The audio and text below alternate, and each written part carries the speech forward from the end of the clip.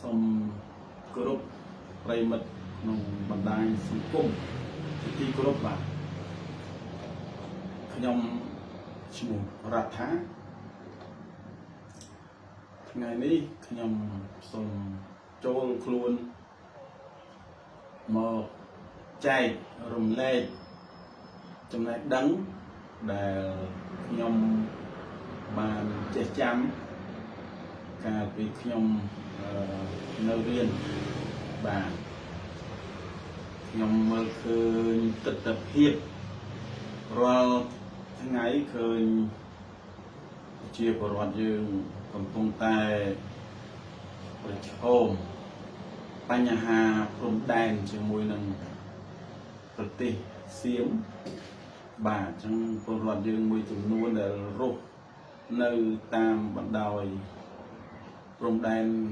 កម្ពុជាថៃហើយយើងឃើញមានការផ្ទុះអាវុធហើយនឹងការតាមតឹងដាក់គ្នាហើយខ្ញុំឃើញមានការប្រកាន់រើសអើងគ្នាមានការលៀបពណ៌គ្នាបន្ដុកបង្អាប់គ្នាបន្តបង្អាប់គ្នា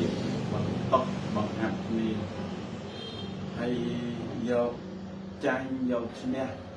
រៀងខ្លួនបាទប៉ុន្តែយើងឃើញប្រទេសដែលមានធនធានតិចជាងប្រទេសតូចដូចជាខ្មែរយើងតើយើងអាចគិតយ៉ាងម៉េចធ្វើយ៉ាងម៉េចដើម្បីប្រឈមជាមួយនឹងប្រទេសដែលមានអំណាចខ្លាំងហើយមានសេដ្ឋកិច្ចខ្លាំងមានប្រជាជនច្រើនតើយើងអាចធ្វើអ្វីមួយដើម្បី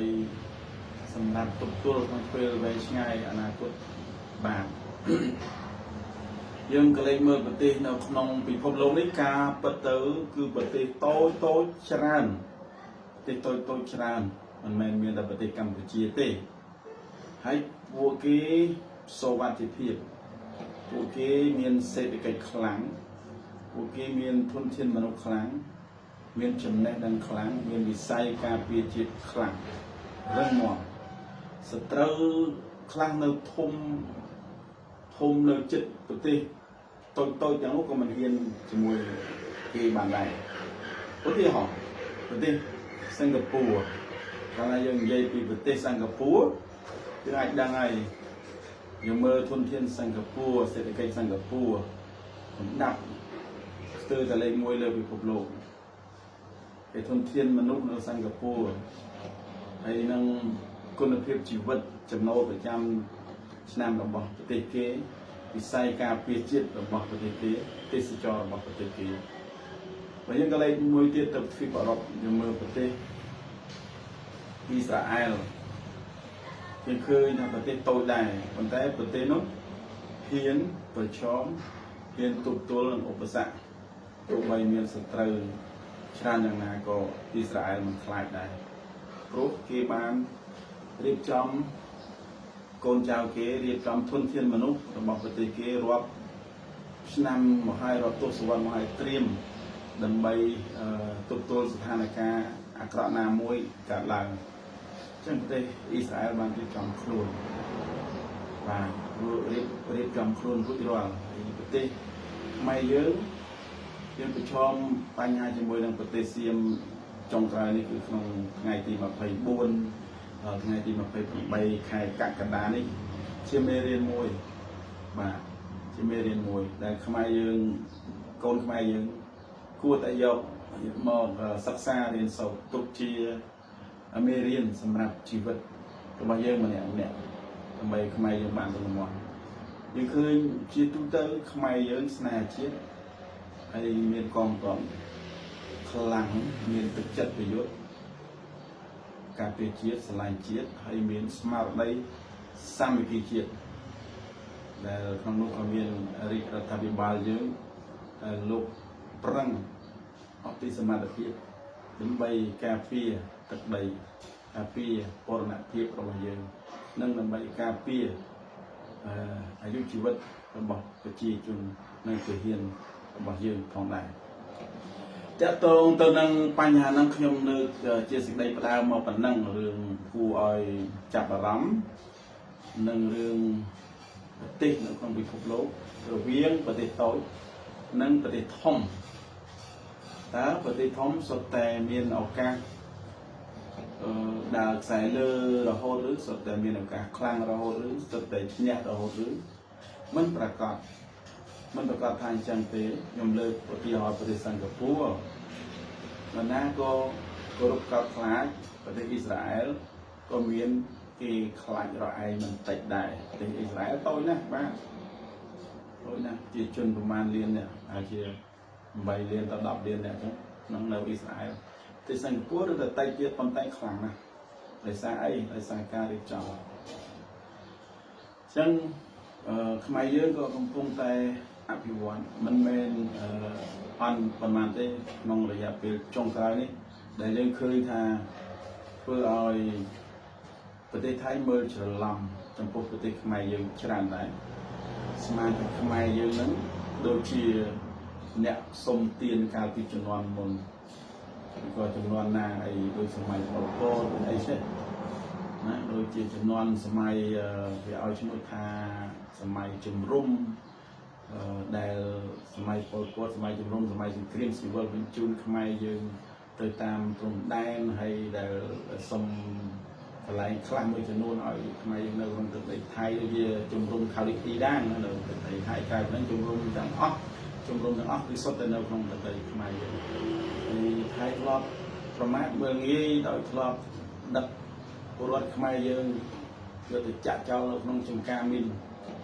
មើលងាយមើលថោកខ្មែរយើងហើយប៉ុន្តែហើយមានកសែតថៃថ្មីនេះនឹងរដ្ឋមន្ត្រីថៃថ្មីនេះក៏មាននិយាយថាគេធ្លាប់ជួយខ្មែរច្រើនប៉ុន្តែគេភ្លេចគិតថាគេធ្លាប់ដឹកខ្មែរដាក់ចូលចំការមានបង្ខំឲ្យខ្មែរដើរកាត់ចំការមានឲ្យស្លាប់ឲ្យរបួសកន្លងមកប្រទូបីជាថៃធ្លាប់ជួយបានខ្លះប៉ុន្តែដោយសារតែជាកាតព្វកិច្ចរបស់អង្គការសហប្រជាជាតិសមាជិករបស់ UN ប្រទេសថៃជាសមាជិករបស់ UN បាទហើយជួយផ្សេងទៀតយើងឃើញមិនជួយពិតប្រាកដទេដោយថាថៃរកស៊ីជាមួយខ្មែរក្រហមកាប់ឈើរកត្បូងរកអីទៅជួយដូរអីផ្សេងខុសច្បាប់ជាមួយគ្នាទៅវិញទៅមកចឹងគឺថៃមិនប្រកាសថាជាអ្នកស្មោះត្រង់ឲ្យស្រឡាញ់យើងហើយស្មោះទេធ្លាប់ដឹកយើងដាក់ចំការមានដូចជាមានកសែតរាយការណ៍ថ្មីបាទសម្រាប់កសែតข่าวសុទ្ធឬក៏ The Nation របស់ប្រទេសថៃក៏មានផ្សាយប្រវត្តិដ៏ជូរចត់ហ្នឹងដែរលោកគួចអាមេលីគាត់សរសេរសភៅមួយរឿងភ្នំដងរែកដែរគឺប្រវត្តិភ្នំដងរែកយ៉ាងម៉េចពួកថៃដឹកខ្មែរយើងយកទៅចាក់ចោលនៅក្នុងចំការមានបើយើងមិនចុះដើរចូលចំការមានទេគេនឹងបាញ់យើងចោល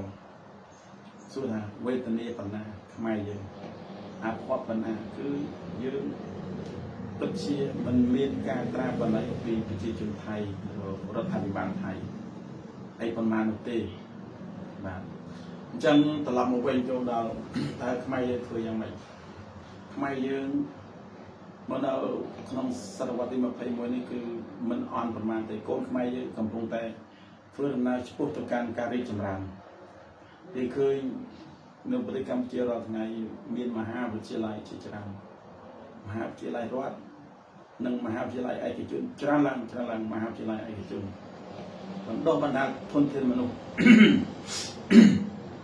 ធ្វើឲ្យកូនខ្មែរយើងកាន់តែមានចំណេះដឹងមានសមត្ថភាពយ៉ាងផ្នែកសង្គមវិទ្យាប្រវត្តិសាស្ត្រកសិកម្មសេដ្ឋកិច្ចវិទ្យាសាស្ត្រនិង IT ជាដើមជាការពិតយើងទទួលឥទ្ធិពលពីសម័យសង្គ្រាមវៀតណាមផងសម័យប៉ុលពតផងសង្គ្រាមស៊ីវិលផងអញ្ចឹងយើងដើរមកបានប៉ុណ្ណេះមកដល់ថ្ងៃនេះគឺជាអំណរគុណមួយហើយដែលមានព្រះជាម្ចាស់មានព្រះពុទ្ធជាម្ចាស់ជួយទ្រទ្រង់ឲ្យខ្មែរយើងឲ្យប្រទេសខ្មែរយើងនៅគង់វង្សហើយនឹងមានមេដឹកនាំខ្មែរយើង កំពុងតែដឹកនាំរដ្ឋាភិបាលចំពោះទៅកាន់ការរីកចម្រើនបើទោះបីជាជួបប្រទះនៅឧបសគ្គប្រទេសខ្លះក៏ដោយ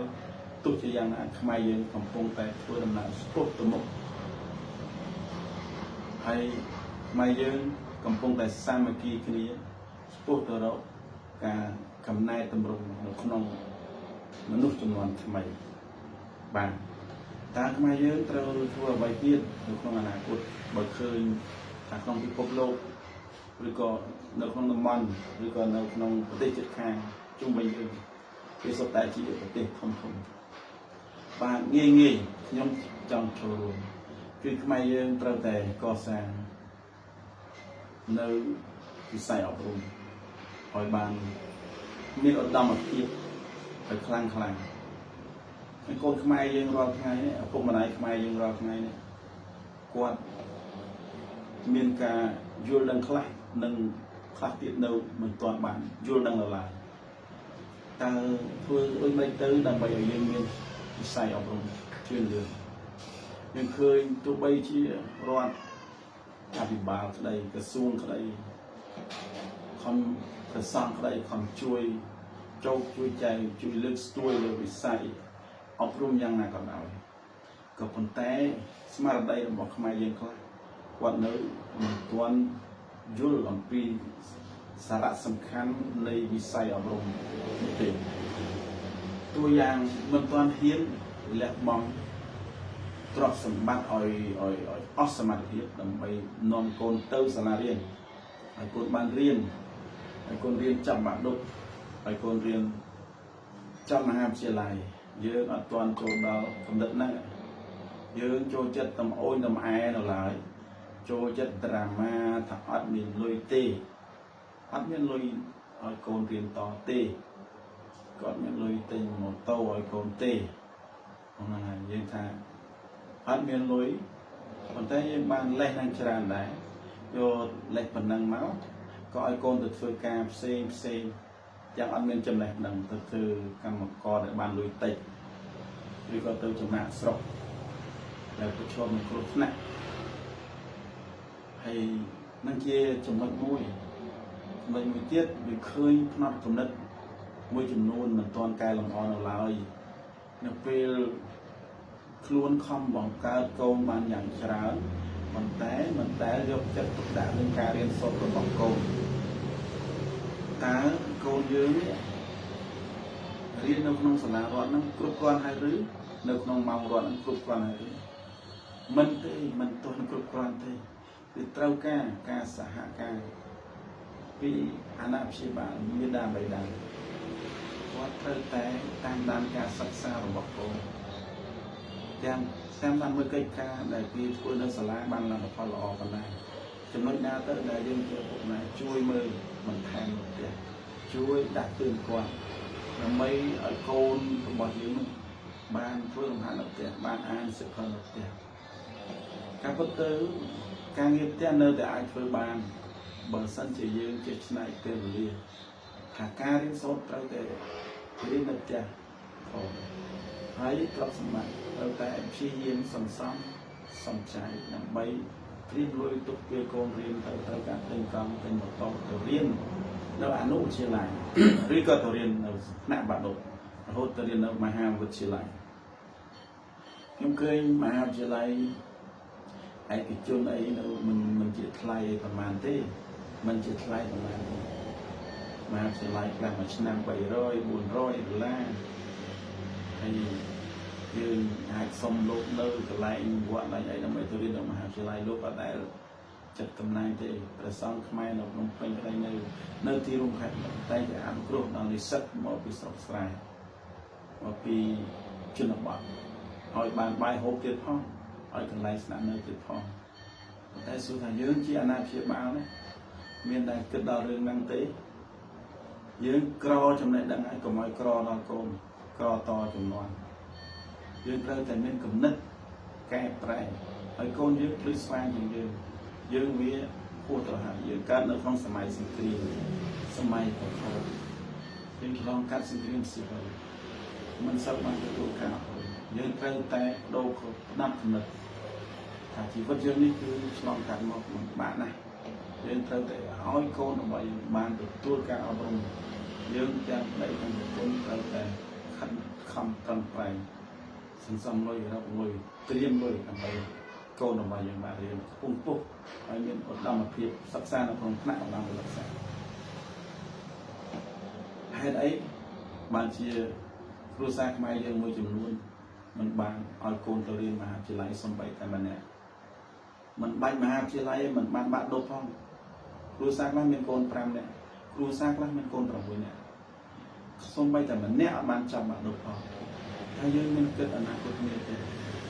អាណត្តិគ្នាទេស្រឡាញ់គ្នាយើងចង់ឲ្យកូនយើងវាស្នាដូចយើងហើយរឿងនេះយើងត្រូវគិតសាថ្មីត្រូវគិតសាថ្មីធ្វើម៉េចបង្កើតវប្បធម៌អានសៀវភៅយើងអាចទៅមើលតាមទីប្រជុំជននៅទីរួមខេត្តមានបណ្ណាល័យលោកសៀវភៅមានបណ្ណាល័យលោកសៀវភៅសៀវភៅមួយ 5,000 រៀលក៏មានសៀវភៅមួយ 10,000 រៀលក៏មានសៀវភៅមួយ 20,000 រៀលក៏មានសម្រាប់អានដើម្បីចំណេះដឹងសៀវភៅមួយសិក្សាមុខវិជ្ជារដ្ឋវិច័យឲ្យទៅមានតែសៀវភៅបង្កើនចំណេះដឹងគំនិតថ្មីសម្រាប់អប់រំបន្ថែមគឺច្រើនក្រៃលែងហើយកូនយើងអាចមានសក្តានុពលខុសពីយើងបើសិនជាយើងជួយជំរុញមានកត្តាជំរុញពីយើងកូនយើងអាចខ្លាយទៅជាអ្នកមានសមត្ថភាពមានសក្តានុពលលើកស្ទួយក្រុមគ្រួសារយើងនៅក្នុងអនាគតមានកិត្តិយស communication វាកសាងគ្រួសារយើងឲ្យកាន់តែបំណងរុងរឿងកសាងសហគមន៍យើងកសាងភូមិឃុំយើងកសាងប្រទេសជាតិយើងនៅក្នុងអនាគតបាទនេះគឺជាគំនិតដែលខ្ញុំតែងតែគិតហើយខ្ញុំក៏ធ្លាប់ទៅនៅស្រុកគេដែរទៅនៅស្រុកអាល្លឺម៉ង់ធ្លាប់ទៅប្រទេសថៃខ្ញុំរៀនភាសាបាលីខ្ញុំរៀនភាសាសំស្ក្រឹតខ្ញុំរៀនភាសាអង់គ្លេសខ្ញុំរៀនភាសាថៃខ្ញុំរៀនភាសាអាល្លឺម៉ង់ខ្ញុំក៏រៀនភាសាអេស្ប៉ាញរៀនអីដែរខ្ញុំរៀនខ្លះខ្ញុំនិយាយបានល្អខ្លះអត់ល្អខ្ញុំចង់និយាយថាខ្ញុំរៀនដើម្បីធ្វើការជាមួយភ្ញៀវមកទៅខ្ញុំជាអ្នកប្រទេសជាការឲ្យនាំភ្ញៀវនៅក្នុងតំបន់អង្គរក្រៅអង្គរទៅខេត្តផ្សេងខ្ញុំគឺជាកូនអ្នកស្រែឪពុកម្ដាយខ្ញុំនៅភ្នំស្រង់គឺជាកូនកសិករម្ដាយខ្ញុំអត់ចេះអក្សរខ្មែរពួកខ្ញុំចេះអក្សរខ្មែរពួកខ្ញុំធ្លាប់បួសបានខ្លះប៉ុន្តែខ្ញុំគឺនៅក្បែរភ្នំស្រង់កន្លែងដែលរស់នៅប្រទេសបន្ទង់ក្រីក្រលំបាកខ្លាំងធ្លាប់សង្គ្រាមស៊ីវិលកន្លែងបាញ់គ្នាកន្លែងផ្ទុះអាវុធកន្លងមកតាមពីសង្គ្រាមស៊ីវិលខ្ញុំខំតស៊ូដោយចិត្តគំនិតខ្លួនឯងផងដោយការឧបត្ថម្ភធ្វើដើមពីឪពុកម្ដាយផងអញ្ចឹងអាចផ្លាស់ប្ដូរបានគឺខ្ញុំពិតជាមិនដូចជាឪពុកម្ដាយខ្ញុំទេឪពុកម្ដាយខ្ញុំគាត់កើតនៅក្នុងជំនាន់មុនខ្ញុំគាត់ទទួលបានការអប់រំតាមកលៈទេសៈតាមសម័យកាលរបស់គាត់សម្រាប់ខ្ញុំខំតស៊ូដោយការផ្ដួចផ្ដើមពីឪពុកម្ដាយមកជួបខ្ញុំទៅរៀនសូត្រនៅវត្តអារាមផងទៅបួសផងខ្ញុំបានកសាងខ្លួនរបស់ខ្ញុំហើយរួចផុតពីអនក្ខរភាពបាទចង់សួរថាតើយើងត្រូវធ្វើយ៉ាងម៉េចមានបើសិនតែមានបំណងហើយគឺពិតជាមានផ្លូវហើយតែមានបំណងហើយមានផ្លូវហើយមានបំណងទៅណាគឺផ្លូវនឹងតែមានហើយលើកលែងតែអត់មានបំណងគឺអត់មានផ្លូវមានបំណងអីបំណងចង់ចេះបំណងចង់ឲ្យកូនយើងចាំបានដល់បំណងចង់ទិញកូនកង់ឲ្យកូនម៉ូតូឲ្យកូនទៅរៀនហេតុអីក៏យើងអាចទិញម៉ូតូចងការធនាគារទិញម៉ូតូឲ្យកូនជិះលេងបាន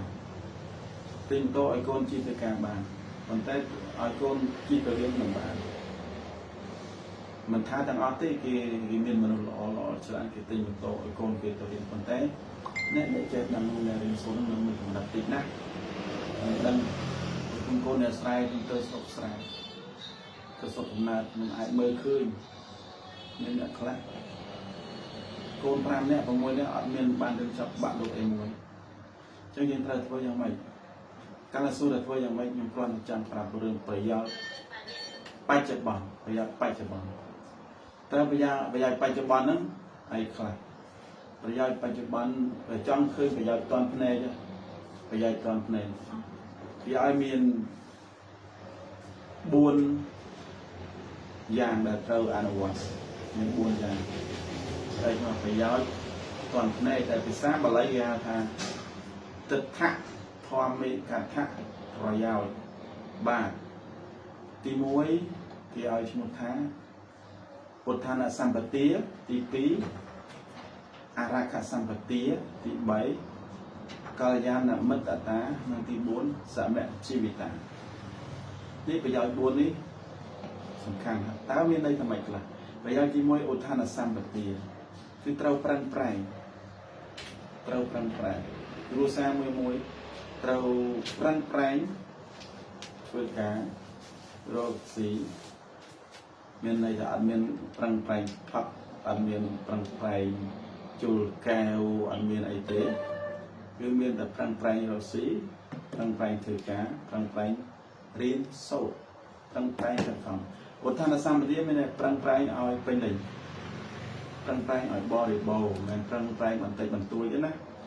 មិនប្រឹងប្រែងតែមួយថ្ងៃតែមួយខែអី2ខែអីអត់ទេគឺប្រឹងប្រែងរាល់ថ្ងៃទៀងទាត់ព្យាយាមធ្វើការរកលុយប្រឹងប្រែងធ្វើការរកលុយចិញ្ចឹមជីវិតចិញ្ចឹមកូនព្យាយាមអប់រំកូន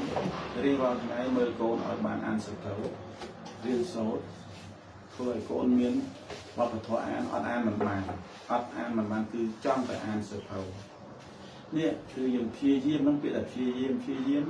រៀនសូត្រព្យាយាមធ្វើការងារហ្នឹងឯងកាលយើងព្យាយាមប្រឹងប្រែងទៅ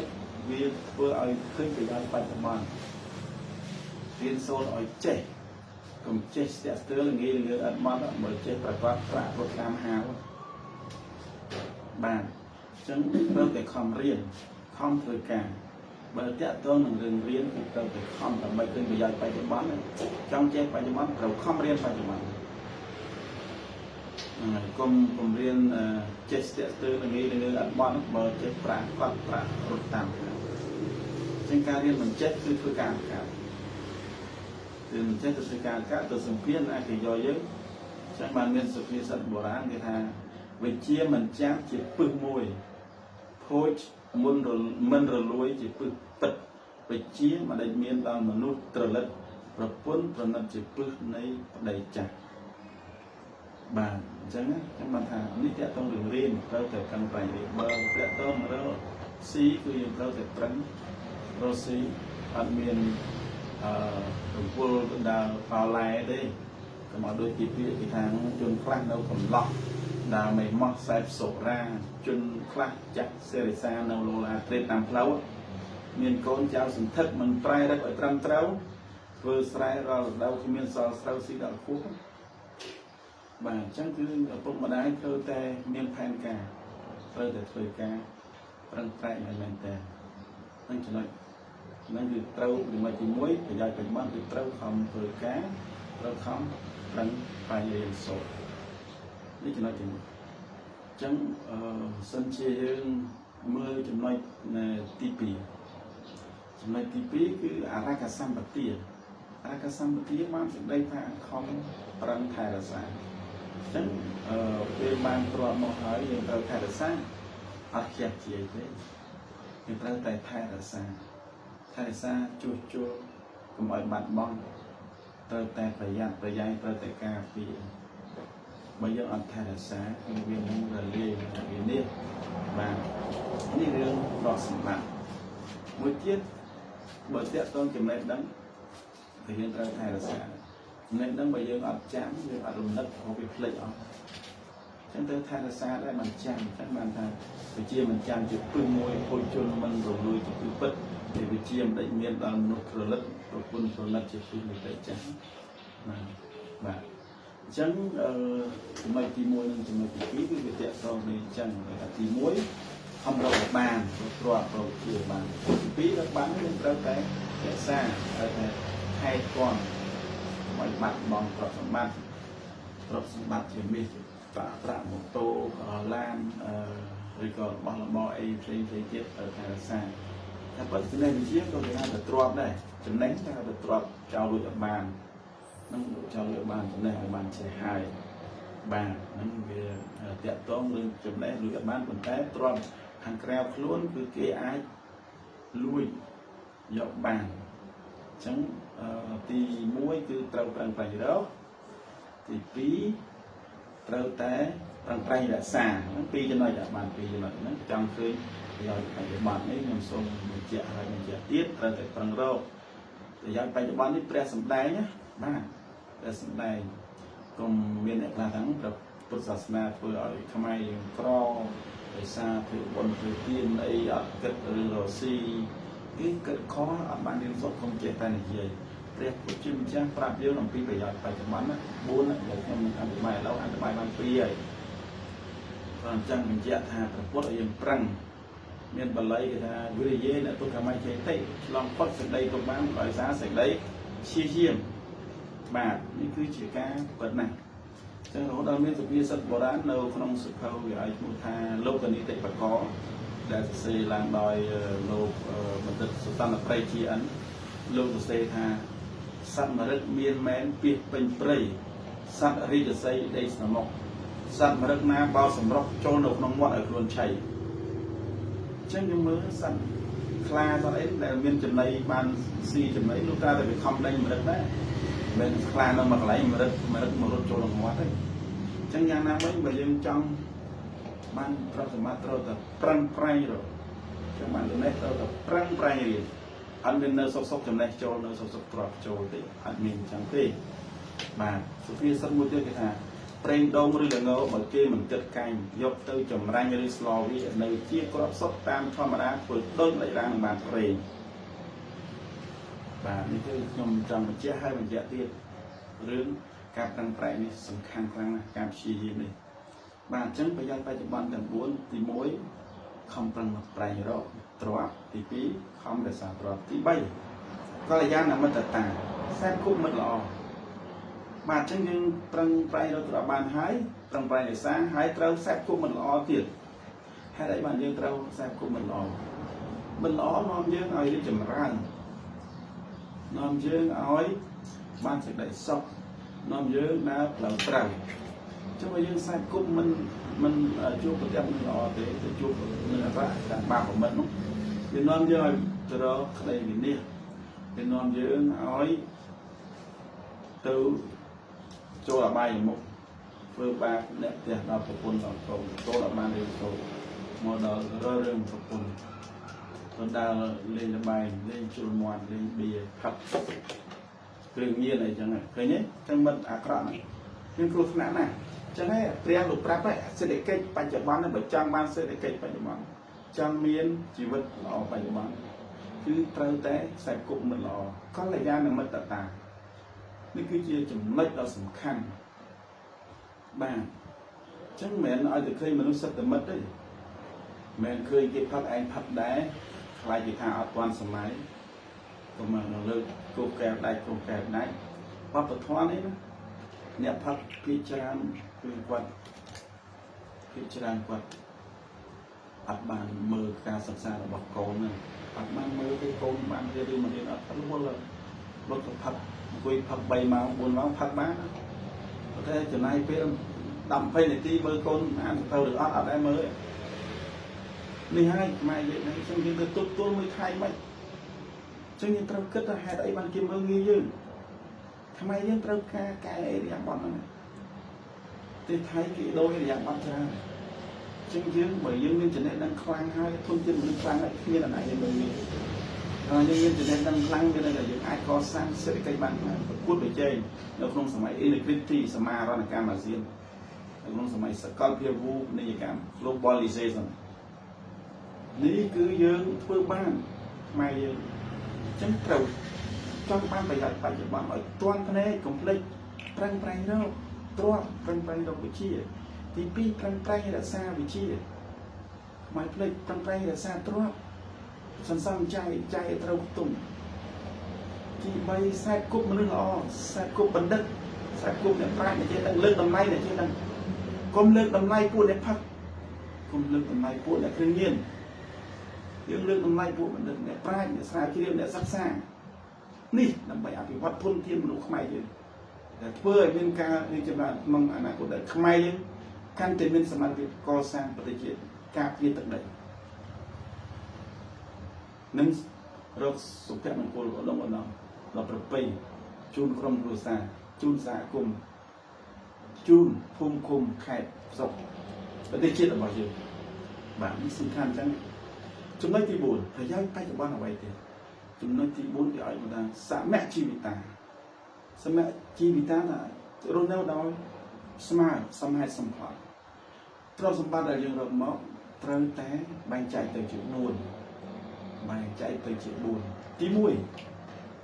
cứ dừng trâu té bay chạy khác tục chừng nay bị chậm ngày này hộp chọc vào ngày mùi chừng này bị chậm ngày mùi chừng nay đi trong mùi chừng này tiết chừng này thì đi tục sầm rạp vừa bón vừa tiền thì co sang qua co sang từ la đến co sang lâu thì hai châu rồi châu đâu để mình khaiประมาณthếที่ใบคือเต้ามวยจำนายที่จำนายที่ใบตุกจูนเราปมมาได้ตุกจูนเราปมมาได้เบียดาเราบอกเจอไอ้ใครจะโกนกัดตัวยูคือเต้าแต่จริงจะมาปมมาได้เพื่อเราปมได้จากว่าเราไปอย่างนั้นให้นักที่บุญตรวจสมัครในยังมีเลยกัดในยังมีเต้ายกมวยจำนายสันซ้ำตุกกาเบียrồi lo miền chư miền chia chưa ăn miền lưới của bạn à nếu ăn xong mắt bạn thì miền chân này thì xong tốt chúc con chư với các bạn thiệt hay giờ ăn miền lưới cần chúc bác luôn anh chư cần mà ăn miền lưới tôi sẵn xong cứ mình men sẵn xong tốt từ thay trong nước thì tốt lột tao ca tên là bảo sẵn khăn này mùi phơi bị thiệt vậy sẵn khăn tốt mình tầm tao ca trăm bạch nào mùi trắng sẵn là chi bị tá cứ tôi phải dùng bàn móc cho bàn chay bài chạy từ 4 môi trường máy bài chạy ở tụng này môi trường máy bài chạy tục bong chuột chơi đấu cứ chúng ta phục chọc vào cái ấn chuột chơi đấu vậy nâng ở trong này thì 4 cứ sẵn sàng bài sẵn sàng nít hai chia tất cả thì buồn chẳng á phải giao con nét bị sao mà lấy hào thả tật thả thon mấy cặp thả phải giao nít cứ chia mình số bài xây dựng cách nó không đẹp của xã na nó ná trong miền xây dựng cách bài chụp bon trong khi bây giờ trong nay chụp giấy tôi ăn ở quán tôi tam cô ca tầm 4 này đẹp của lục ban thì dây ban sầm đai khai thì bây giờ đi sầm ráp của tập bảo sát là trong khi bây giờ toàn này trong bậc mai dương do trong nói chẳng buôn nó màu một cách chiều say dương chiều phụ mà đài dươngเตรียมครูนลำไปก่อสร้างมวยเอาโกนเดินใครได้ที่คนเดินแต่ละอ้อยเชียงยืนก็มาอ้อยพอกโดยยืนเตียนให้โกนยืนมันช่วยบ่มพลือnấuครูซายืนมันนงขนาดกู